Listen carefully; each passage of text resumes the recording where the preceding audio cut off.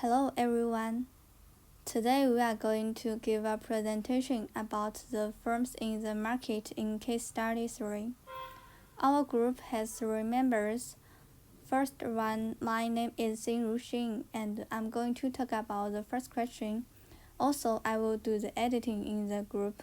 And Dingyu Chen will introduce the second question. The last team member, Xin Yisen, she will answer the third question, and they do the first question as well. First, I will introduce the meaning of the competition. Hi everyone, my name is Xinru Xin and I'm the first speaker, and I will talk about the first question. First, at the beginning, I will introduce the meaning of competition. We consider a competitive market equals to perfectly competitive market. No single consumer of milk can influence the price of milk. Each dairy farmer has limited control over the price. As a result, buyers and sellers in competitive markets must accept the price the market determines. In this article, the market for the milk is a competitive market. In competitive market, price equals to marginal cost.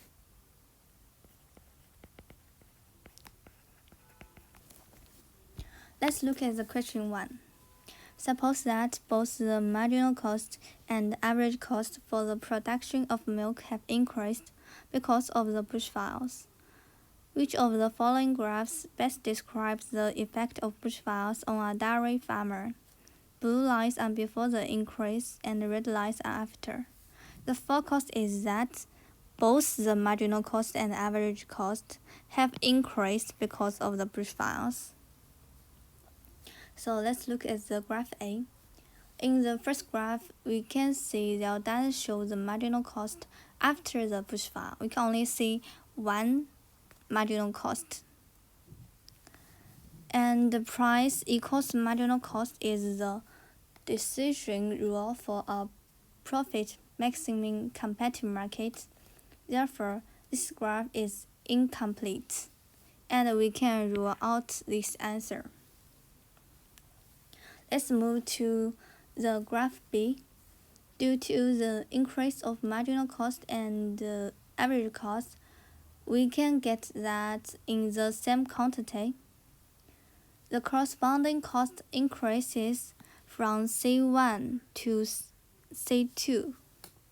As we know, cost divided by quantity equals to average cost.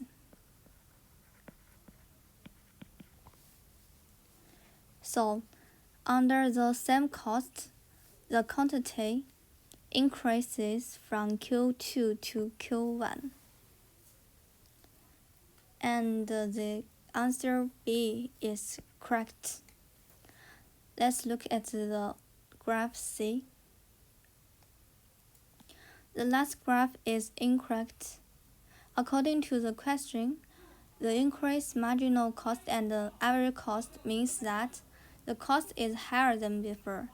We can choose a point in this graph. Under the same quantity, the cost shows a downward trend, so that's incorrect.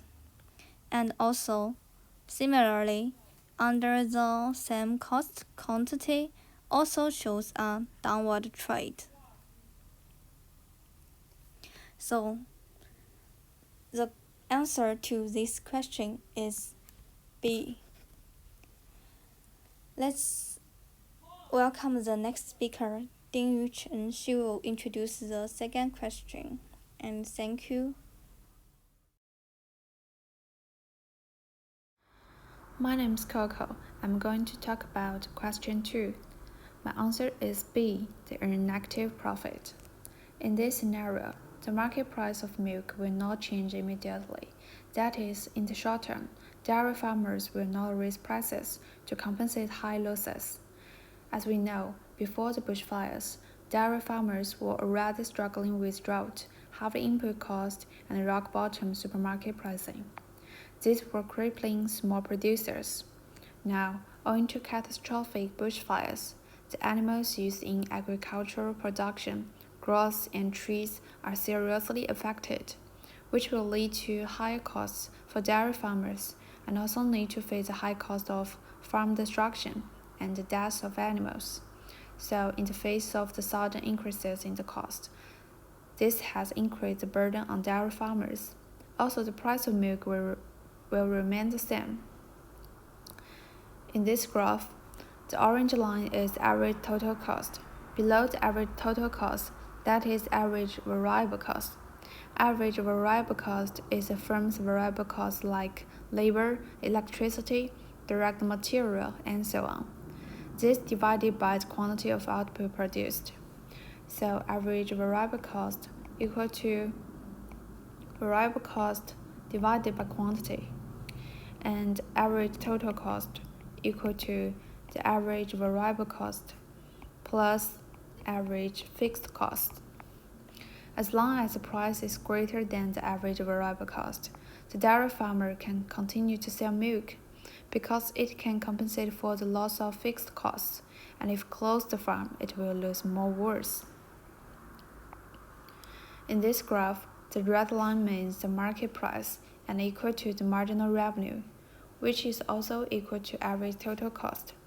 The rectangle area represents the economic loss. Its average total cost minus the price and divided by quantity. The general situation is because the price falls, so the price less than the average total cost, and causes the economic loss. In this case study, the average total cost increased dramatically, so the price is lower than the average total cost. Also, firms cannot enter or exit the market in the short run. Therefore, the dairy farmer could only produce and sell milk and earn negative profit.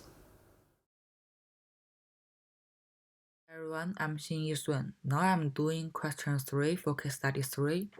Suppose that the cost functions are affected by the bushfires and they stay high in the long run. Suppose also that the market price of milk is flexible in the long run.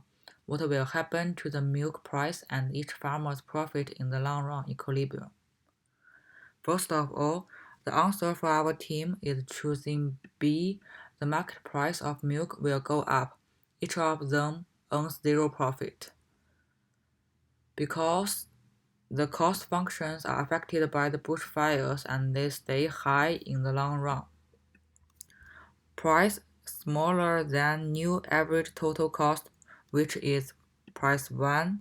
Short run cannot change price, so in panel B, at price 1, a farmer produces a quantity Q1, assuming it is at least covering his variable cost, because only when price larger than average variable cost, farmers will not shut down.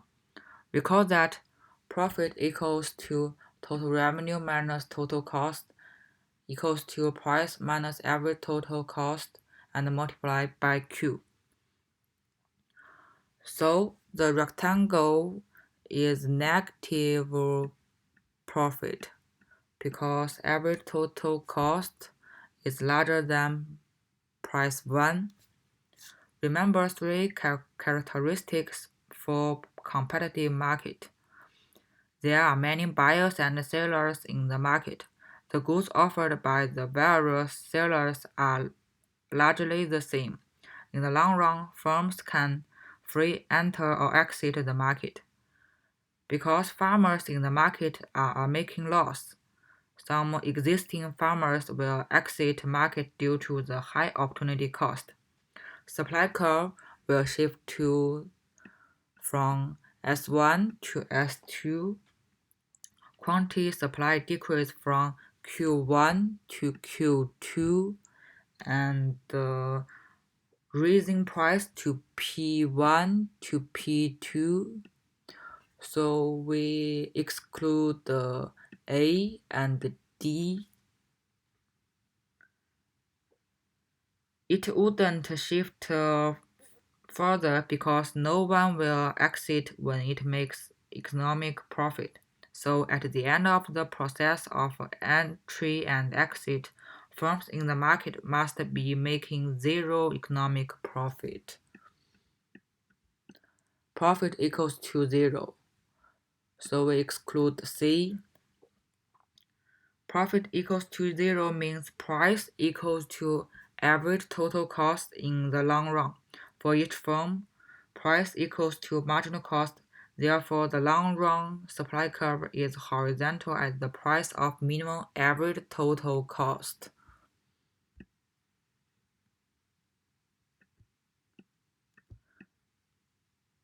So, firms produce at minimum average total cost, which is known as productively efficient, and the price equals to marginal cost at minimum average total cost. So we also have a market allocative efficient.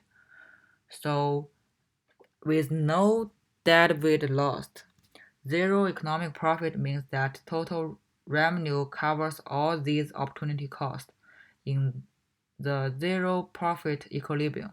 Accounting profit is usually positive, so zero profit will stay in the long run. So we choose B.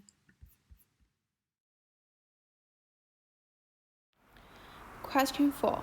Do you think the Australian government should subsidize the domestic dairy farmers? So, what is a subsidy?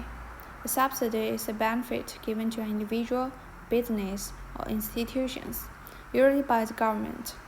It is usually in the form of a cash payment or a tax reduction. The subsidy is typically given to remove some type of burden, and it is often considered to be in the overall interest of the public, given to promote the social good or an economic policy.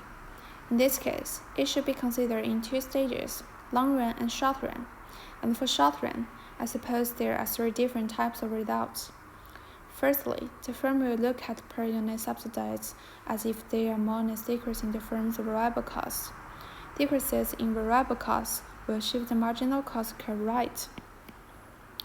Variable cost decreasing will affect the average total cost, or average variable cost, and marginal curves. A per unit subsidy will shift the average total cost downward. The price may be greater than the average total cost. So this area represents the economic profit.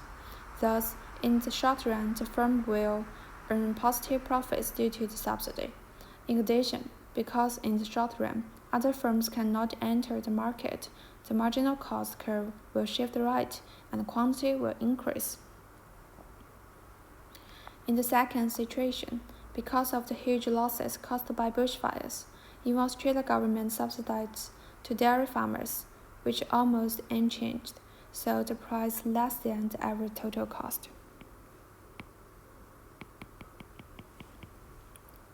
This area is economic loss, so dairy farmers get negative profit.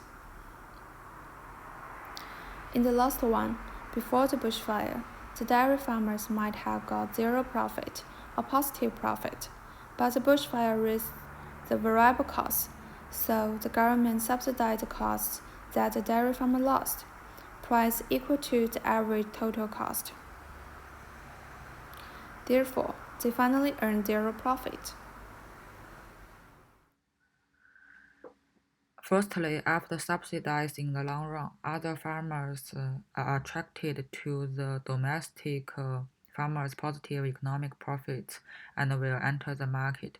As more producing farmers enter the market, supply increase from S1 to S2, pushing down the market price and increasing the quantity produced. In the long run, the price will decrease to the point that the firm is only making zero economic profit. Secondly, if subsidies covers some cost and the farmers still earn negative profit in the long run, farmers exit the industry. As more farmers exit the market, supply decrease from S3 to S2, pushing up the market price and decreasing the quantity produced. In the long run, the price will increase to the point that the farmer is only making zero economic profit. Thirdly, after subsidized, farmers earn zero profit, and it will have no change in the long run. So it doesn't matter what situation you are, every farmers will get zero profit in the end. It's useless to subsidize in the long run. So our team think government should subsidize the domestic daily farmers in the short run. So it is the end of our case study. Thank you for your listening.